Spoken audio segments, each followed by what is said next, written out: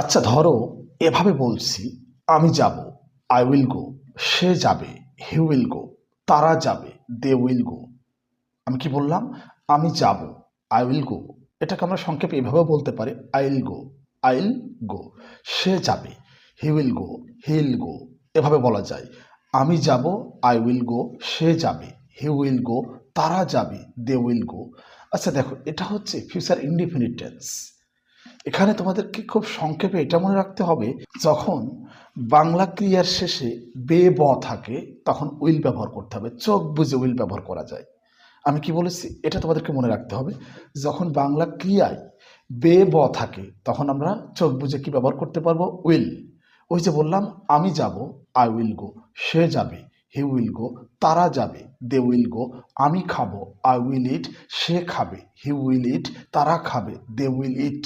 সে পড়বে, he will read. আমি পড়বো, আই উইল রিড। তারা পড়বে, দে উইল রিড। এখানে তোমাদেরকে যেটা মনে রাখতে হবে সেটা হচ্ছে, হেই ফিউচার ইনডিফিনিট টেন্স তোমরা খুব সহজভাবে চিনতে পারবে যে বাংলা ক্রিয়ার শেষে বে ব থাকে, বে ব থাকে। ওই যে বলছি, খাবো, যাব, খাবে, যাবে, লিখবে, পড়বে, আসবে।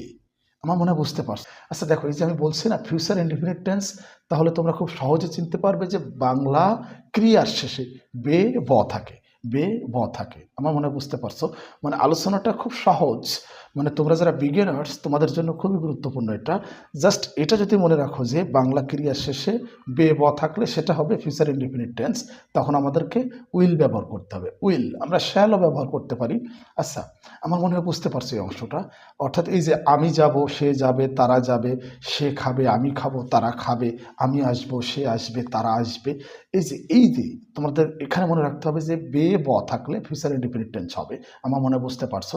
আচ্ছা, এটা খুব সহজ আলোচনা। চলো একটু মোটিভেশনাল আলোচনা করি।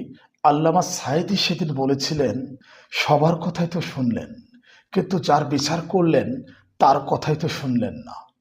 এর ফলে বিচারপতিরা সেদিন বাধ্য হয়েছিলেন তাকে কিছুটা সময় দিতে। তিনি তখন দুইটা কথা বলেছিলেন, আজকে আমার বিচার হলো, আপনারা বিচার করলেন। সাক্ষীরা সাক্ষী দিয়েছে, তদন্তকারী সংস্থা তদন্ত করেছে। এই বিচার রায়ের মাধ্যমে শেষ হবে, কিন্তু আরেকটি বিচার হবে। সেদিন আমি হব ফরিয়াদি, আর আমার আল্লাহ বিচারপতির আসনে থাকবেন। আর সাক্ষীর জন্য আমার আল্লাহই যথেষ্ট।